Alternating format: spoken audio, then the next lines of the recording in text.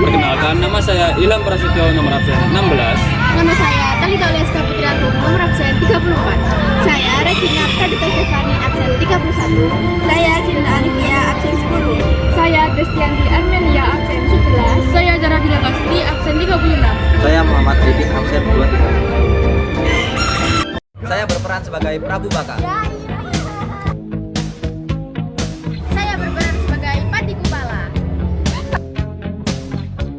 Saya berperan sebagai Roro Jonggrang. Saya berperan sebagai Badung Bondowoso dan berperan sebagai Prabu.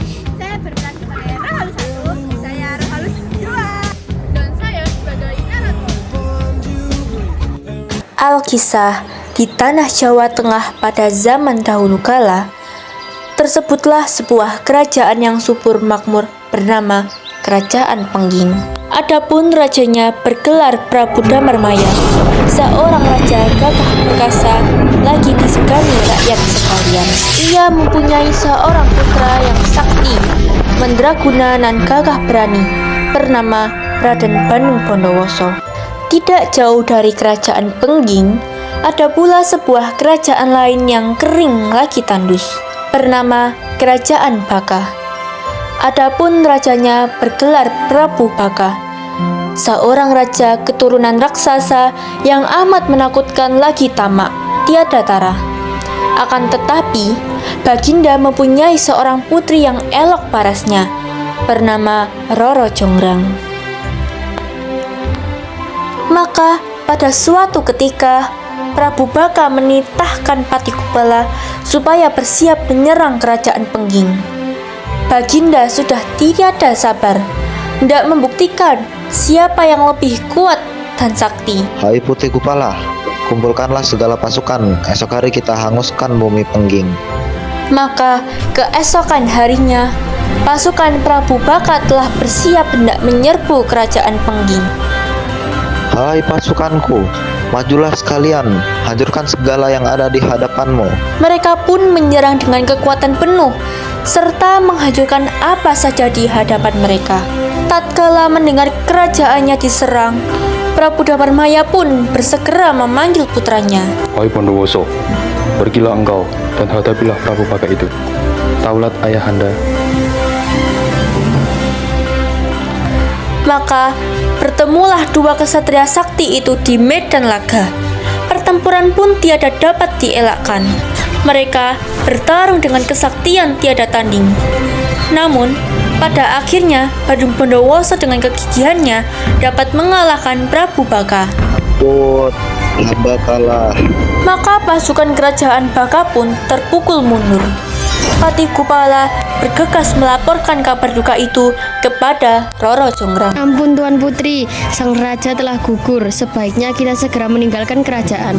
Apa katamu? Tidak mungkin. Benar Tuanku, Badung Bondowoso telah menuju kemari.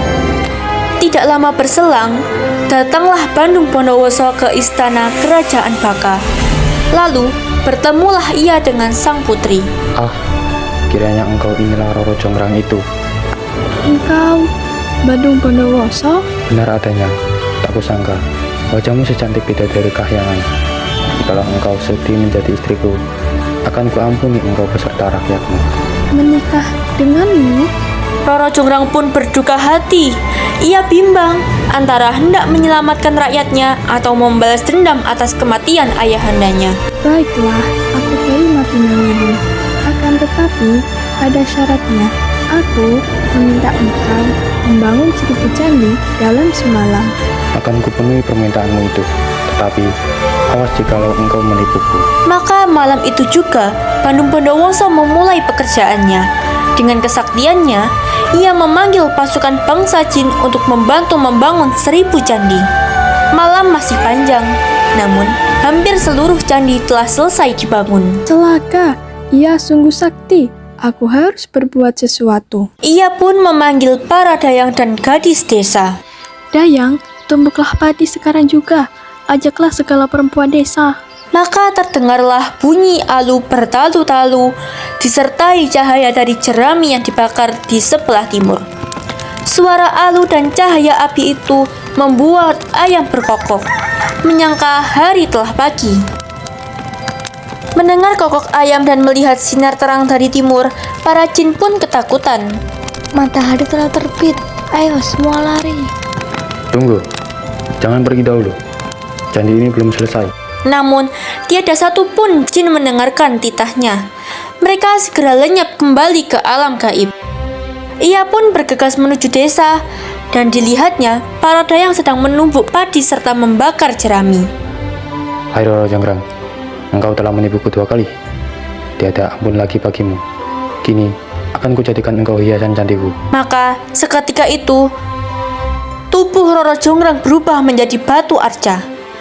Arca itulah yang kemudian dikenal sebagai Arca Durga, melengkapi sejumlah candi menjadi 1000. Adapun kompleks candi itu sekarang termasyhur dengan nama Candi Prambanan yang terletak di Kabupaten Sleman, Yogyakarta.